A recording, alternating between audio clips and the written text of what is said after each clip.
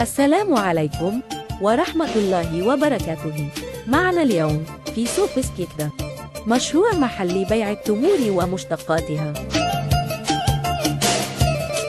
هذا التخصص من المحلات غير متوفر في ولاية سكيكدا. أصلاً منتجات مشتقات التمور تم تعليبها مؤخراً فقط من قبل شركات متخصصة في ولاية بسكة، وممول الجملة لهذه المنتجات أيضاً بولاية بسكة.